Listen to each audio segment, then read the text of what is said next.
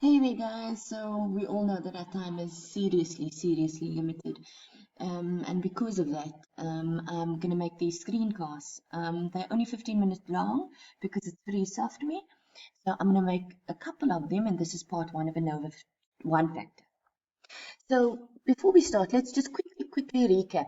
We started hypothesis testing first with looking at one sample, and on that we did the Z test, the T test, and we could also use the P approach for that.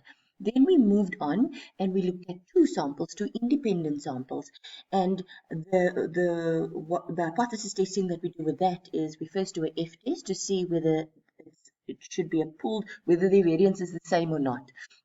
And based on the outcome of the F test, we decide to use either T pooled variance test or a T prime variance test. And then in our last lesson, we did paired samples. So we looked at a T test for paired samples where we wanted to establish if there was a difference between the paired samples. And then we also did the chi or the chi-square test. And so the next thing that we're going to do is we are going to now look at multiple samples. And it's important for us to again remind ourselves about what the definition is of a population. In my slide, you'll see there's the word groups, but groups would refer to samples, so multiple samples or multiple groups. And then the new thing that we're going to be exposed to today is levels and factors. So within a sample, within a particular group, we can have levels and we can have factors. And the factors would be something that would be common to all the groups, a particular type of factor, but it would be different for all of the groups. Now, I know what you're thinking. You're thinking this bloody brown when she's saying something that's confusing again. And I know it does sound confusing, but a simpler way to try and explain what a factor is it is something that is going to have an effect on the output of whatever it is that you are looking at. So that would be common. There's that common thing that has an effect on the output of the sample that you're looking at. And an example of a factor is, for example, baking temperature. If you look at an oven, it could be baking temperature of 300 degrees, 350, 400, and 450. Or, for example, a supplier. You are looking at samples that are identical or virtually identical in every way except for this factor. Another example is, for example, the car that a couple of people, if you look at a sample of people and you can look at the car brand that someone is driving. But let's look at the definition. So the dictionary definition of a factor is it refers to a categorical quantity under examination in an experiment. That is the possible cause of variation in the response variable. And variation is the key word there. And so if that is a factor, what is a level? A level would be strata or categories within a particular factor.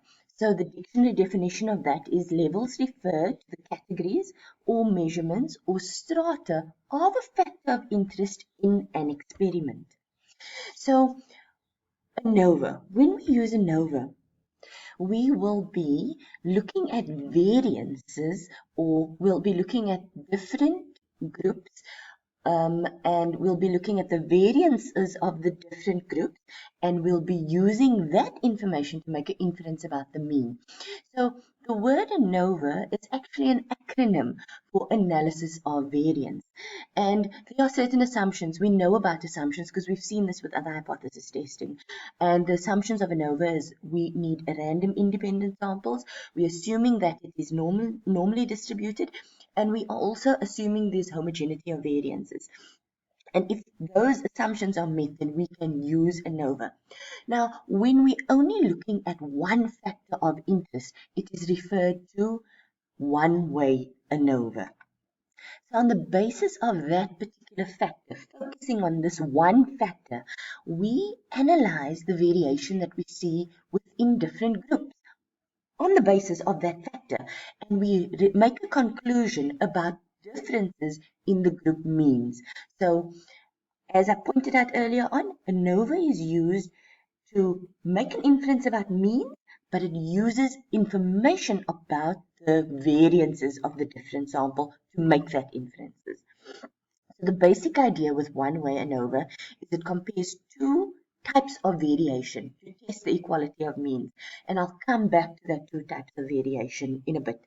If treatment is significantly greater than random variation, then the means are not equal, and variation is obtained by the partitioning of the total variation, and that is where the two types of variation comes from. There's total variation that we'll see in these different groups, and within that total variation, there's two types of variation. I'm going to skip a few slides, and not really skip a few slides. I'm going to go forward, and then we'll go back to those slides where we discuss the hypothesis. I first want to discuss the partitioning of the variation. So with one way of variation, as I just said earlier, the total variation, but what makes up this total variation is variation due to the treatment, and the treatment is the factor. So we're looking at different groups that were treated slightly differently based on this factor. And then there's also variation due to random sampling, and that is plain straightforward variation that we see, and we measure it using standard deviation. And the variation due to treatment is known by a couple of terms. It's sometimes referred to the sum of squares among, the sum of squares between, the sum of squares treatment, or among groups variation. And the variation due to random sampling is referred to as sum of squares within, or sum of squares error, or within groups variation. But what we are going to refer to, the terminology that we'll use in our class, so that we're using all common terms, is sum of squares treatment, or SSA. That's very important. SSA, or sum of, for the variation due to random sampling, we will speak about sum of squares error, or SSW. So this is a little schematic of how it is divided. And what is important for us to see or to pay attention to here is the total variation we refer to as SST, and it is equal to SSA plus SSW. And here the schematic indicates clearly that these two types of variation makes up the total variation. And I'm also just going to draw your attention to the degrees of freedom that's associated to each of these types of variation. We see, this is something new, we see the symbol that we see there is the number of groups, and N, which is what we see there, and this we're very familiar with, is the number of samples. So I'm pointing out that the degrees of freedom for SSA, or among group variation, is C minus 1. So if you have 5 groups, the degrees of freedom for SSA is 5 minus 1, which is 4. And then among variation would be N minus C. So say, for example, you've got the 5 groups and maybe you had 20 samples. It would be 20 minus 5. And then the total variation degrees of freedom obviously would just be 20 minus 1, which is 19. And this is just a random example that I'm talking. I haven't showed you any examples yet. Don't be worried or concerned thinking, where did I get those numbers from? I just spurted it off the top of my head. So total variation, this is the formula for total variation. And if any of you want to try it, please go ahead, knock yourself out. You understand how these things work.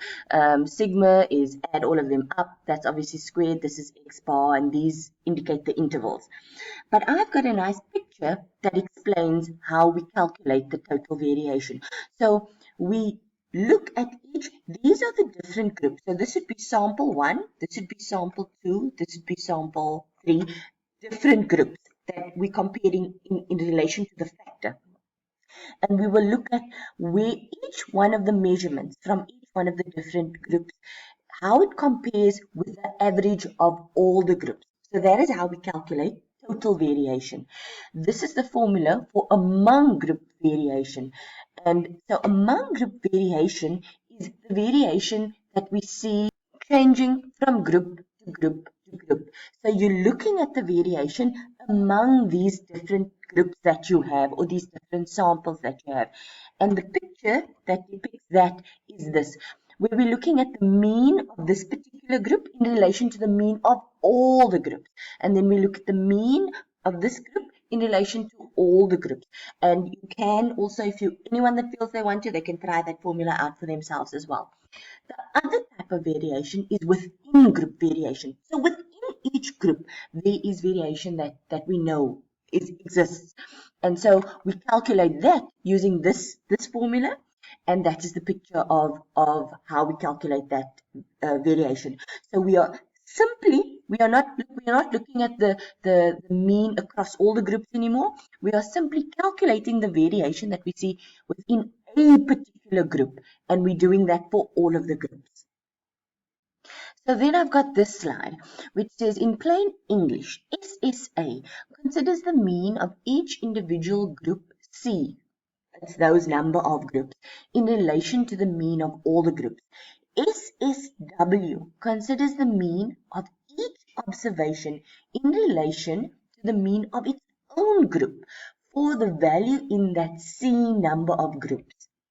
SST considers each observation in relation to the overall mean all observations. And so once we've obtained these, once we've calculated those, and in our case, I'll give you at least 2 of the 3. We won't be expected to calculate it using that formulas that we've just seen. I'll actually give you at least 2 of the 3 if I don't give you all 3. But once you've calculated, or once you've obtained those values, then we can calculate the mean. So it would be the mean sum of squares, the mean sum within, and the mean sum total, which is also known as the mean squares in ANOVA.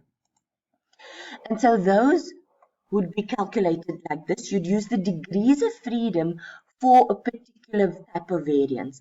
So the degrees of freedom of SSA, you'd say SSA divided by that degrees of freedom, and that will give you the mean sum among.